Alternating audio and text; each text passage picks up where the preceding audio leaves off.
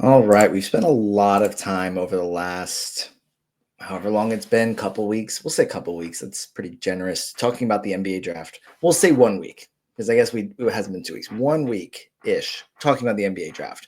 And previously we talked about it as well. We at least mentioned it every episode. And generally speaking, I like to take a positive approach.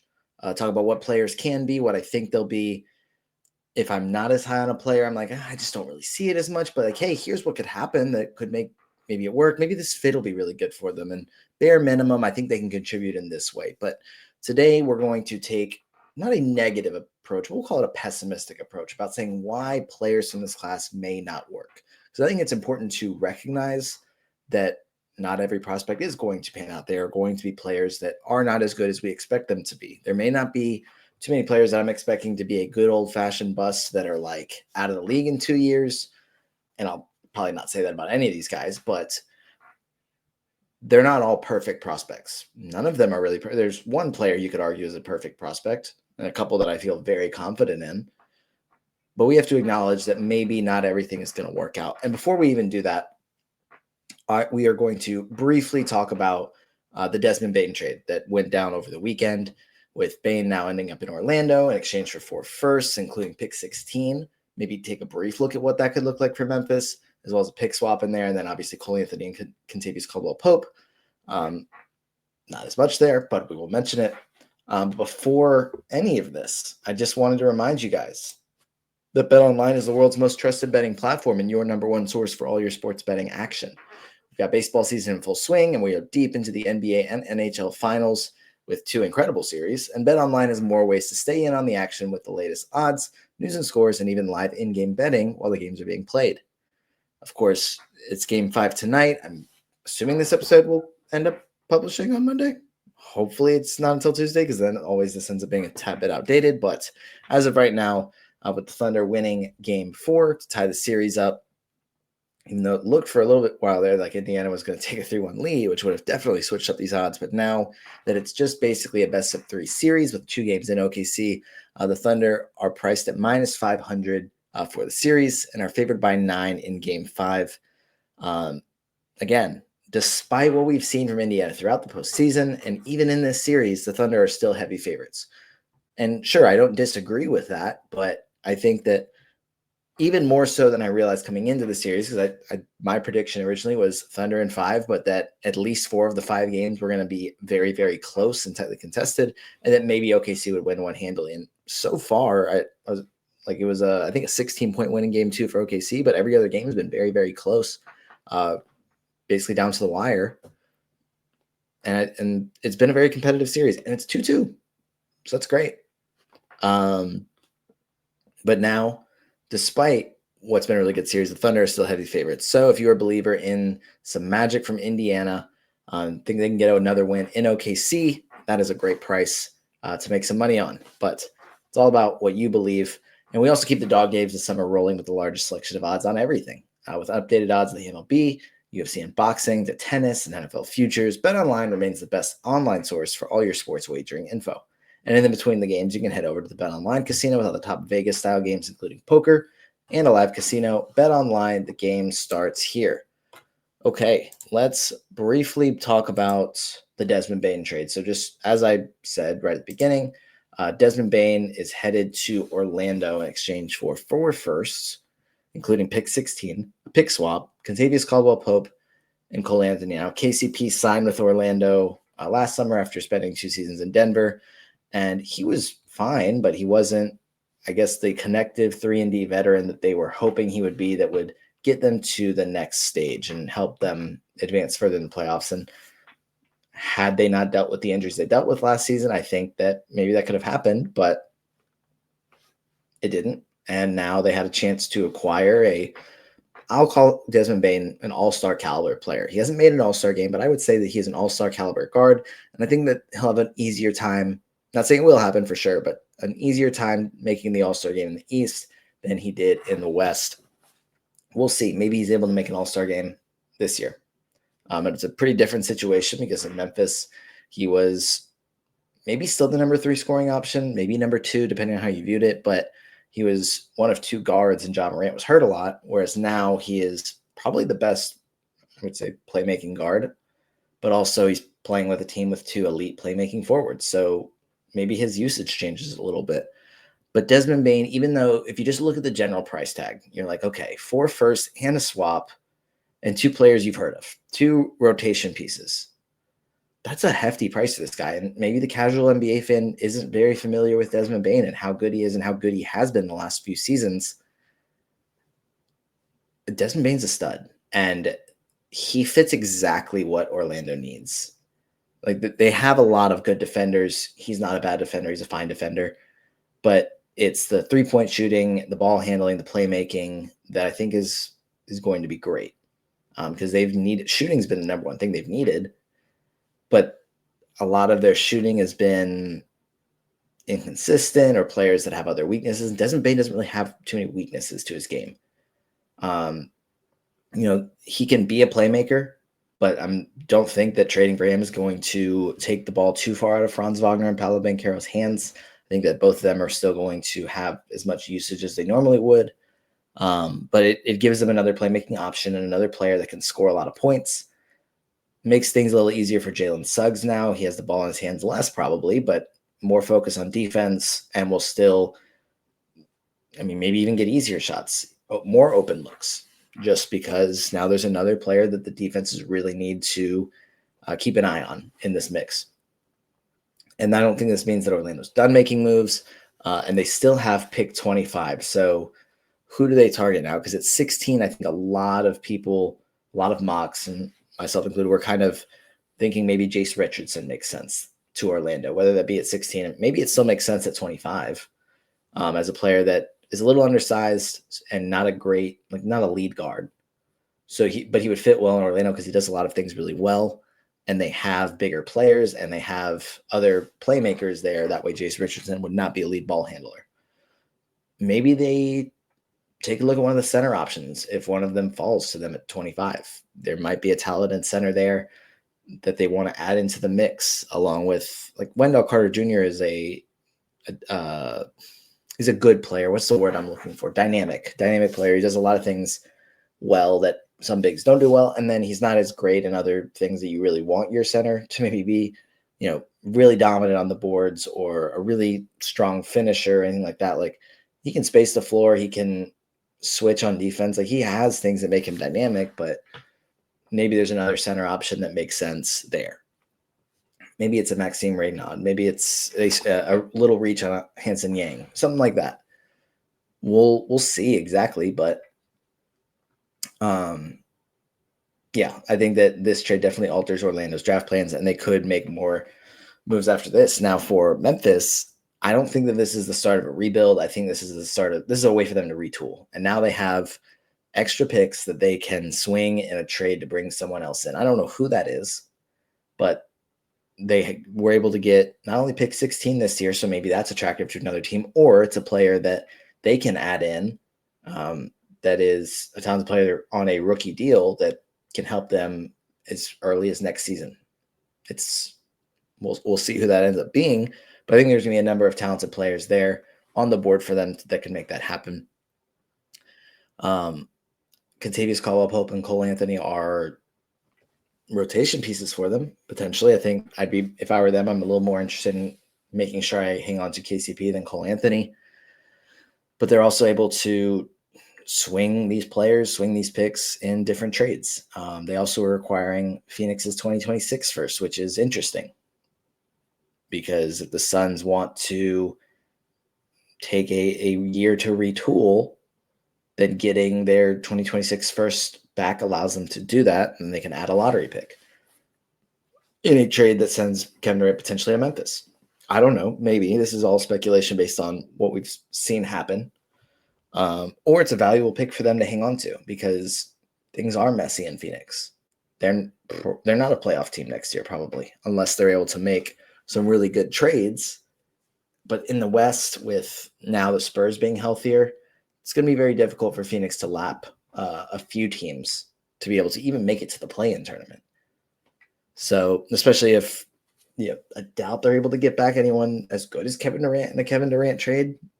Frankly, it's just not going to happen. So that's a valuable pick that Memphis got. whether it's for trade or whether it's for them to hang on to. Not sure yet.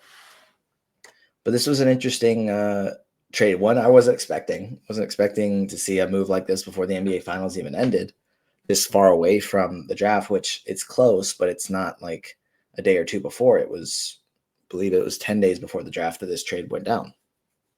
So it's interesting. But I genuinely just really like the move for Orlando from a fit perspective. You could say the price is a bit high, but I think when you look at what the picks are, aside from the Phoenix first, and it's been a couple of years since we've seen some teams do trades like this, and typically it doesn't work out. But aside from the Phoenix first, you're potentially trading a lot of late first round picks.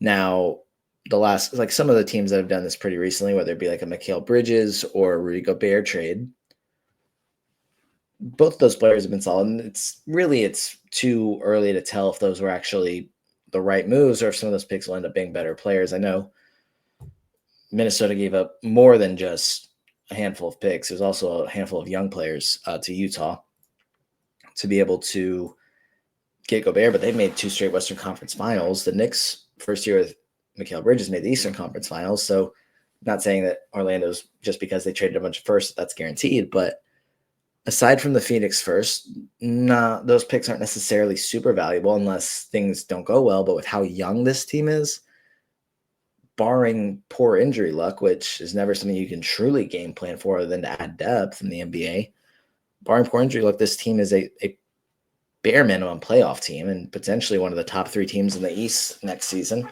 think that's another factor to mention, is we've talked about it a number of times with a number of teams. Jason Tatum is not going to be playing until at the absolute earliest January, and that would be in a very limited capacity. It's probably looking more like February, maybe March, maybe April, if at all, next season. So it doesn't take Boston out of the equation, but they're not this daunting team that they were at the beginning of this past season. And Indiana's, you would call them the favorite just because they made the NBA Finals this year, but I don't think that teams view Indiana as this dominant team that should scare you from trying to play them. Be like, they're basically so good that I don't want to push all my chips in. I think Indiana's a phenomenal team and should be one of the favorites in the East next year. But I don't think it's this basically like monster in the closet like that Boston was, where it's like, I'm scared. I don't want to push my chips in because this team has Jason Tatum, Jaylen Brown, Derek White, Drew Holiday, Chris Porzingis, like all these guys where it's like, and they just ran through the whole league to win the NBA Finals. Like that was a scary team. I don't think Indiana strikes that same fear, and that's entirely just like perception. Means nothing. Indiana's still one of the best teams, if not the best team in the East right now. Like that's not what that is. But I don't think that Orlando says, "Oh, okay, like we don't want to acquire Desmond Bane and have this really good team because Indiana's so good. Like let's hold on to our picks." That's what I'm trying to say without doing my best to not disrespect Indiana, because they should be the favorite in the East next year. But Cleveland's still there. New York's still there. Apparently Milwaukee's still going to have Giannis, which for better or for worse, like if they're just holding on to him, then like I don't think anyone would be super scared of Milwaukee next year, because who knows when Damian Lillard comes back. That's probably a best case scenario, a February return. But he's also a decade older than Jason Tatum. So what's he going to be when he comes back? Don't know. There's other teams that are competitive, but I think this puts Orlando in the upper echelon in the East, and they still have moves to make. But if you just win, like you can get hot and win the East next year. Truly believe that. I don't think that it's going to matter how good teams are during the regular season. When we saw that this year as well, like Cleveland was by far the best team in the East during the regular season. Indiana took care of them, no problem. New York struggled against the top 3 teams in the league all regular season. Didn't have too many issues against Boston. I think Orlando could be in position to be that team next season and make a run. So that's why you're fine pushing in 4 firsts, even though one of them is Phoenix's first, for a player like Bane, because not only for next year, but after that, if you're Orlando, you believe that Paolo Banchero can be a top 10 player in the league, and you believe Franz Wagner can be that close to that as well. So you believe that this is a superstar duo. So you get another player that is I'm not sure exactly. I'm not going to do player rankings off the top of my head, but like maybe like a top 40 player in the league, at least top 50. They have 3 of those guys, plus a number of other really solid pieces. I like the trade for Orlando. I'm interested to see exactly how it plays out next season and what other moves we could see, because this is a pretty big trade to have happen while the NBA Finals are still going on. Should be a fun summer. All right, now we're going to get into what the topic of today's episode was actually going to be. And we are, don't want this to be an hour-long episode. So we're going to just briefly walk through or glance at a handful of prospects. We'll see how deep we go, and talk about why it might not work, why this player may not be what we think they can be. And I think a lot of what I do when I talk about prospects is talk about, okay, like I think this is what they can be. I think that maybe this scenario will help optimize that. But bare minimum, I think they can be like at least this with the potential to be this. And right now I'm going to say, okay, like, well, let's take a look at what happens if they don't develop and they're not what we think they can be. So, and we'll start with Cooper Flagg, but I'm not too concerned about what Cooper Flagg can be, because I think he is going to be like a superstar. But we'll point out the weaknesses while maintaining like a sense of like being realistic, because I'm not going to say, well, what if Cooper Flagg just sucks? Because that's not what I'm here to do. Like, okay, sure, that could happen where a player just isn't as good as we think.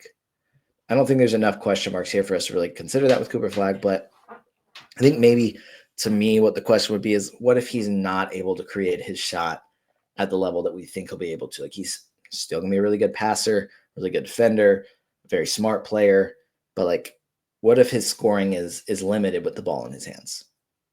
He's still a really solid connective piece here. Maybe still worth the number 1 pick, because I think he'll be able to impact the game in a number of different ways, but maybe he's not this dominant player that we think he can be, because his shot creation is limited. He's at best a Robin on a team. He's not a lead. You build your franchise around this guy. Like, I think that would be the worst case scenario for Cooper Flagg, is that he's still a starter and a 3rd most important player on a championship team. Like, and worst case scenario could be worse than that. But while being still semi-realistic about this, because I don't think that he'll have those same issues, but at least not long term. Obviously, he's a rookie; he'll struggle early on, but maybe he's not able to score at the rate that he was able to in college and was able to in high school. And a lot of his shots are created from other players or catch and shoots, and he's not able to necessarily just be a dominant scorer, like a shot creator, initiator for himself. All right, for Dylan Harper, here's what I'm going to do. How am I going to do this? Let's see. Okay, I've got it more zoomed in because I was realizing as I'm having this up that there's scouting reports for swing skills.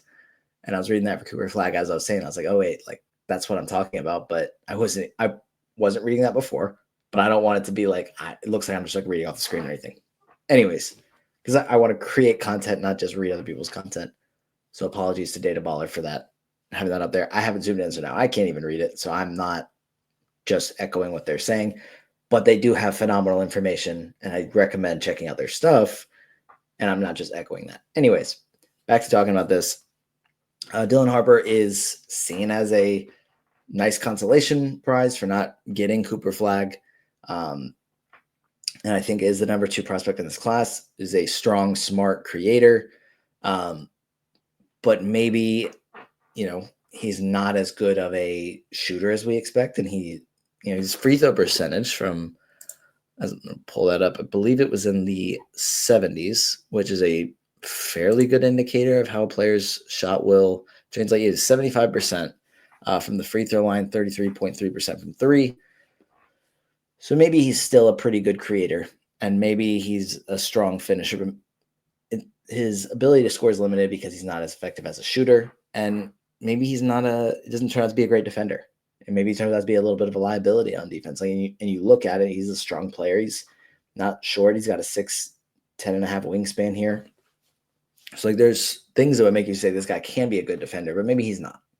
Maybe he's not as successful on that end, and the offense is still strong, but the scoring is limited, which allows defenses game plan there. So I still think he's a worst case scenario, unless he just totally bombs out, is that he is a starting caliber point guard.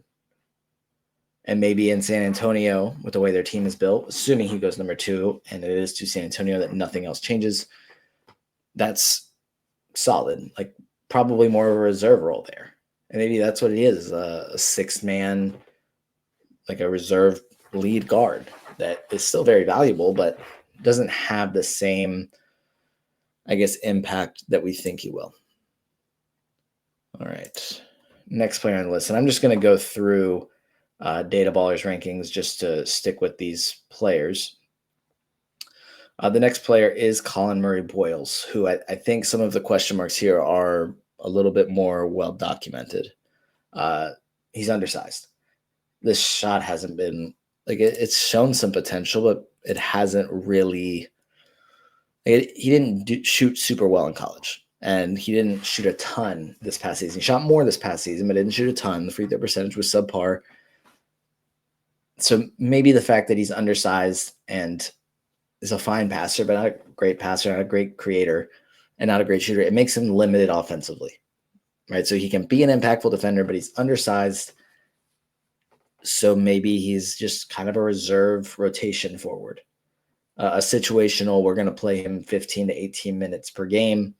Try and utilize him as a screener, whether it's on ball or off ball, and a play finisher, have him in the dunker spot.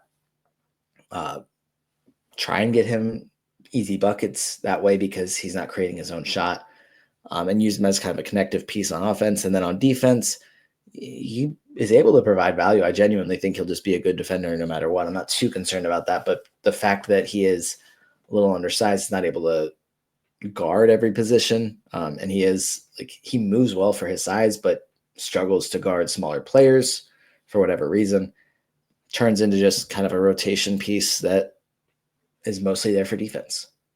Maybe that's what ends up happening. I like Colin Murray-Boyles. That's not what I'm expecting, but that would be, I think, why it doesn't work, is if he doesn't develop the shot, and the size that has been kind of a question mark for a lot of people just ends up coming back to haunt him. And that's genuinely what the issue is lack of shot and size question marks that have been legitimate. VJ Edgecombe is a pretty safe, I don't want to say super safe, but he's on the safer side as far as being a prospect. Pretty complete player. He's not a phenomenal playmaker, but pretty good playmaker. Okay shooter. Was able to force a lot of turnovers. He's a freaking athlete. The wingspan isn't huge, but was able to force turnovers regardless. I think it's just going to come down to how effective he can be as a scorer. It's the difference between him being a rotational defender, and him being a starting caliber, maybe all defensive, maybe all-star upside type player. And obviously he can land anywhere in between those two things because that's a number of different outcomes. But he didn't shoot the ball great in his one season at Baylor, 43.6% from the floor and 34% from three. Is it going to be how much better is it going to be at the NBA level? But maybe he's not able to develop as a shooter or as a scorer. I think the playmaking will be okay enough for him to still be a rotation player, where it's like he's able to do a number of things on offense, even though he's a little bit of a liability in that regard, and still make an impact on defense. Now, it's, again, assuming something better will happen, but that would be why it doesn't work, is if he can't develop as a shooter/scorer. Kentavious, it's going to be difficult to make a case here. I would say he's one of the more complete players and one of the safer picks in this draft. Just a smart player, a good shooter, competes on both ends, has more creation abilities than what he was necessarily able to show all the time. I think it's going to come down to, if something doesn't work out, it's the lack of athleticism, because he's not unathletic, but he's not an explosive athlete. And maybe that comes back to bite him and limits him as a creator. I still think he'll be fine as a shooter, but maybe he's not able to keep up on the defensive end, and he becomes just a shooter. And I see, I feel like I need to clarify with all these, but I'm talking about specifically why it wouldn't work is if the athleticism just comes back to bite him, and he's not able to make up for it with other things, whether it be his brain or, I mean, it would be his brain, but also like footwork, other things like that. Is he able to make up for it? If it doesn't work out, it's because it wasn't enough. All right. Next player is Ace Bailey, and he has been one of the more polarizing players in this class for good reason. He's one of the guys where it's a little bit easier to say why it won't work. It's because he's a tough shot maker, but how good of a shot creator is he? You see a lot of the highlights of him hitting tough shots, but how many of those shots were he created and got open?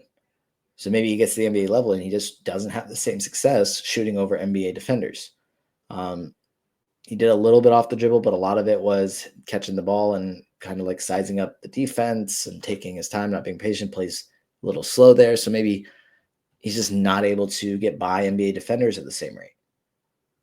I think he's a better passer than what his assist turnover ratio shows, but he's not a great playmaker. So he ends up being a limited offensive player. And maybe he doesn't buy into a new role and doesn't want to be like a catch and shoot player early on as he develops and gets stronger. Forces a lot of bad shots, and it just doesn't work out. And not as good of a defender as an athletic player with a 7-foot wingspan could be. So I think there's definitely a lot of question marks here, which could scare you away from drafting him, whether it be in real life or in your dynasty league. Obviously, the upside is still there and it's exciting, but there's definitely a lot of question marks here, and definitely a number of things that could happen that would make this not work out. But I think the number one thing for him really is, what can he do besides hit tough shots on offense? If he's not able to do much else, then he becomes a tough player to rely on in the postseason. And maybe he doesn't hit those tough shots at the same rate that he did in college. I think that would be why it won't work. And it would honestly may come down to mentality and I guess his coachability or like willingness to change his role, depending on where he lands, and adapt to the rest of the team as opposed to wanting to be the guy. Because if it doesn't work out where he is that good that it doesn't matter who's guarding him, he can score every time. If that doesn't happen like that, then how else can he buy in? So that could be the difference between him being an all-NBA player and like a starter, would be his commitment to maybe playing a different role than what he imagines himself as, or what he did in college. And the difference between him being just like a starter and, maybe not even a rotation piece is how much else he can do besides hit tough shots. Definitely a number of outcomes, a wide range of outcomes for Ace Bailey, from all NBA scorer to out of a rotation entirely, I think. Okay, one of my favorite players in this class is Jeremiah Fears, point guard from Oklahoma, who I'm pretty optimistic about, but can't deny that there is a number of question marks here. He's undersized. He's like not super tall for a point guard, doesn't weigh a ton, which I'm assuming he'll get stronger once he gets in the league, or just try to use his quickness. But he was a terrible finisher at the rim. I know the stats here, so I'm going to scroll down instead of just leaving this picture here. Right here, got to the rim, but was shot really inefficiently at the rim. 53% of the rim, was in the 8th percentile of prospects in this system. It's not great. The mid-range shot was effective, but he wasn't a great shooter from 3 either in college. So he wasn't super efficient, which sure you expect from a super young point guard playing in the SEC, but maybe he gets into the league and he gets taken advantage of when he's on defense because he's undersized and he doesn't he gets to the rim, but he doesn't finish well. So then why would you want him getting to the rim? And that changes how NBA teams defend him. And now all of a sudden the ability to get to the rim doesn't matter as much. And because he's just not scoring there, and that destroys passing lanes, or teams focus more on him as a shooter. So I think there's definitely, again, he's a player I'm optimistic about, which makes it a little bit more difficult for me to talk about why I don't think it works. But those question marks, specifically the statistical question marks, are definitely there. Specifically his size, specifically his finishing. I think him either getting stronger or being so good that the strength doesn't matter because he's using quickness to his advantage. One of those two needs to happen. And then improvement at the rim, I think, is pretty critical. All right, let's see. There's not much here on their side about Noah Essengag, as he's still playing for Ratio Farm Ulm, which I hope I'm pronouncing correctly. I think that he's going to be a good player. He seems to be seems to be able to make a good impact on the defensive end. Is able to score, but it's usually created by other players, which makes him fit well on a lot of teams. But maybe he doesn't. The lack of a shot creation ability here, if he's not able to develop that, he's still young, but if he's not able to develop that, then that probably limits how impactful he can be. He becomes more of a rotation piece, and a valuable rotation piece.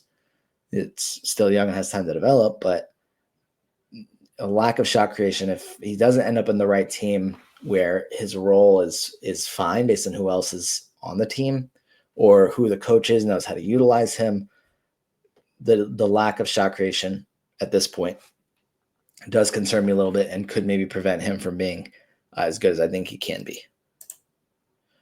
Carter Bryant, I think, is a kind of been a little bit of a late riser. Intriguing wingspan, vertical, defensive ability, upside here. But didn't play a ton at Arizona. But I think he's a player that a lot of teams have really liked. It's why he's projected to go in the lottery, sometimes top 10, despite not really having great numbers in college. He didn't play a massive role at Arizona. And he is a player I'm optimistic about. Specifically, I think he'll be able to impact on defense and has some shot creation ability. But maybe he's just not as good on offense. I think that's a pretty vague thing because it's hard to say exactly. Like, you can watch and see that he's good, but going from a smaller usage role at Arizona to hopefully a higher usage role in the NBA, which may take time, probably not something that happens immediately from day one, but maybe it just doesn't translate the same. And he's still fine and a good defender. But I think the offense here is the question mark, is how impactful he can be on that end. His per 36 stats, which is just easily accessible here on Tankathon, 12.2 points, 7.7 rebounds, 1.8 assists. The free throw shooting wasn't great. 46% from the floor and 37.1% from three. Those were both pretty encouraging. The defensive stats were great.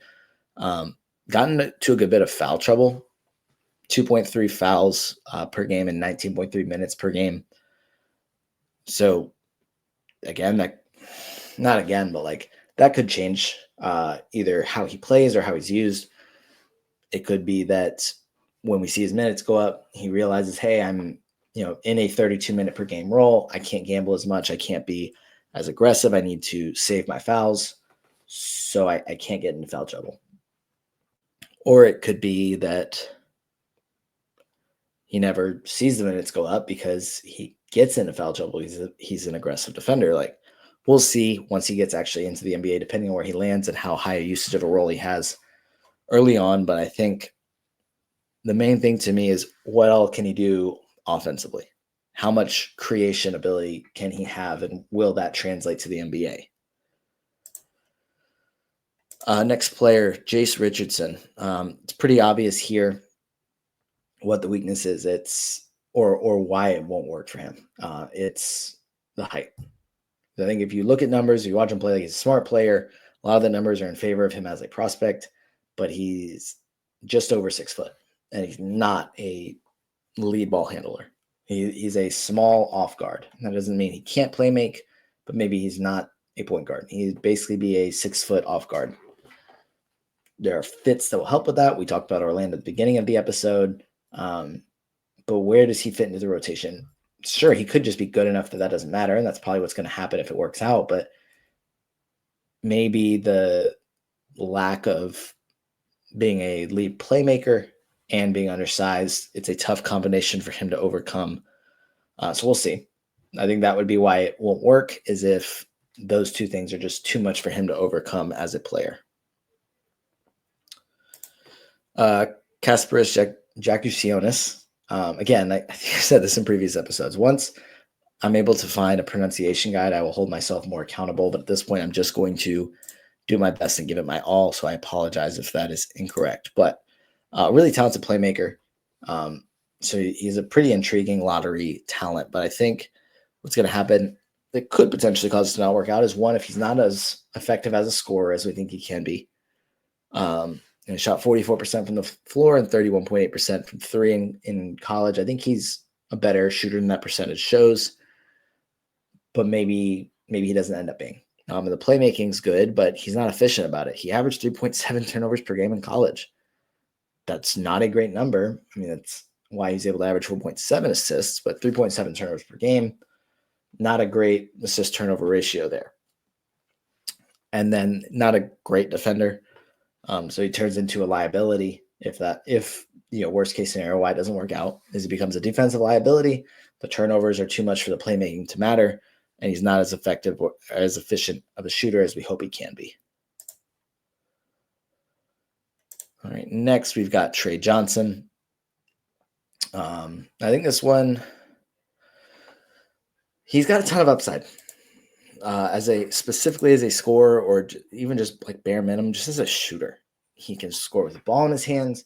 He can score without the ball, off the ball, without creating his own shot. He can create his own shot with his off-ball movement, which you only see a handful of players do in today's game. You see a lot of focus on on-ball scoring, and he can do that, but you can also see him score off the ball, which means he'll fit on a number of different teams offensively. He can also has the upside to be a really a number one scoring option. But what else can he do? If he's not shooting the ball efficiently, what else is he doing? How much of a creator is he? How good is he on defense? Does he become too much of a defensive liability?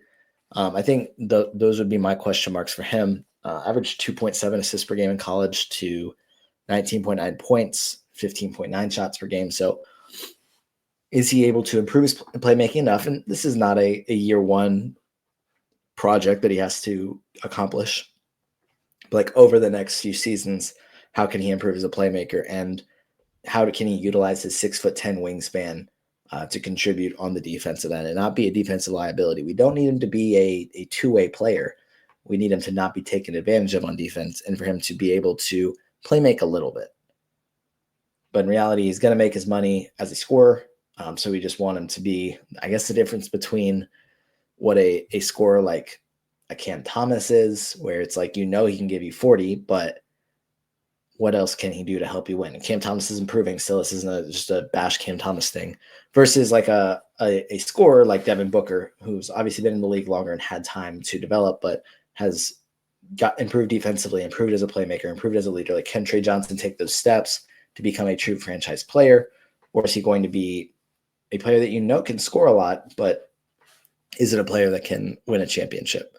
But I think why it wouldn't work is maybe he's just a microwave scorer because he's not able to improve as a playmaker for others, and he's not able to improve on defense. And then that's just what he turns into. That's why it wouldn't work for Trey Johnson. All right, next up we've got Asa Newell. And I think we'll see if there's any other prospects that I want to hit on after this, but we'll at least hit on Asa Newell, and then maybe we'll bounce around a little bit. I think there's some pretty obvious question marks here. Can he develop as a shooter? Can he get better as a defender? Can he do anything to create his own shot? I think there's situations where he can land, where he can fit really well, but there are definitely question marks about how he fits in the NBA as a player that scored a lot of his buckets from the post in college. Now he's able to do a little bit off the dribble as a finisher, and the shot looks good. Had some nice shot blocking moments, but how consistent can he be as a shooter? Can he turn into like not like a lights out shooter, but a guy that can hit an open three or a slightly contested three, or that makes the defenses have to respect him a little bit to open up things on offense? How well can he defend centers? Is he just a guy that, maybe he's tall enough, but he's not strong enough to defend fives, and then he has to defend fours, and play out there with the center, but then that limits spacing. Like, how does he fit into there? So if it doesn't work, it's going to be because he either, or all of this doesn't happen, but either doesn't develop as a shooter, or doesn't develop as a defender. All right, I'm going to see if there's anybody else I really want to hit on from this board as players, why it may not work. Let's see. We'll end with Malawak. All right. So obviously, we're gonna say Malawak until I get an official pronunciation guide. But almost 7'1", almost a 7'6" wingspan. I think the thing I want to see from him is how can he develop as a shooter, because we know he's obviously big enough to finish at the rim, be a good shot blocker, and we saw him be one of the best offensive rebounders in college. And I know if you just look back at like either the last couple games or definitely the last game that Duke played, that Malawak was not able to have a lot of success on the glass, and it was one of the reasons that Duke wasn't able to win a championship. But he's a better rebounder than that, and not too concerned about that. But can he develop as a shooter? I think that's the difference between him being a rotation big and him being a high upside starting center in this league. If he's able to knock down open shots, not him be a high volume shooter, but knock down open shots, that opens up a lot on offense or whoever drafts him. He can do pick and rolls, pick and pops, and then still be really impactful defensively. So if it doesn't work out, I think it's because he doesn't develop as a shooter and develop enough, I guess, other ways to score creatively other than lobs and offensive rebounds for him to be dynamic on the offensive end. And bare minimum, I still think he's a player you can start, but probably ideally want as a 20-minute per game backup if he doesn't develop any sort of shooting touch. And then everything else is a little bit worse than maybe we're expecting. I do feel like he's not like a safe prospect, but there is a number of things that I feel pretty confident in for him to be a really good player. Now, obviously, as I said at the beginning, I didn't want this to be an hour-long episode. I'm already at almost 45 minutes, so that's why I'm not going to go through more players. And then certain players, you probably can see it a little bit more clearly why it's not going to work out. And I'm not saying these were hard things to piece together to say why they won't work out, but that's going to do it for this episode. The next two will have some really knowledgeable guests on, of course, Matt Lawson, and then we have another guest I'm excited to introduce. And then again, the draft content will continue. We are 9 days away from the NBA draft, so very excited for that. As always, check out last week's episodes. We had, I think, one episode that was just me, and then 4 episodes with guests. And obviously, they're all incredibly smart, and we definitely want to check out their content, follow them, and check out those episodes. Like, comment, subscribe. Helps me out a ton. You can follow me on Twitter at Norburn22. If there's anything you want to see from these episodes, you can always tweet at me. I don't think my DMs are open just because I don't like spam DMs, but you can send me a tweet, tag me in it. I'm usually pretty good about at least seeing those. So if there's anything you want to see on these shows, anything you're curious about, any questions that you want me to ask analysts I get on, whether it be draft analysts or fantasy analysts, we can do that. If there's any content you want to see, let me know. I'm open to ideas. But that's going to do it for this episode, and I will see you guys tomorrow.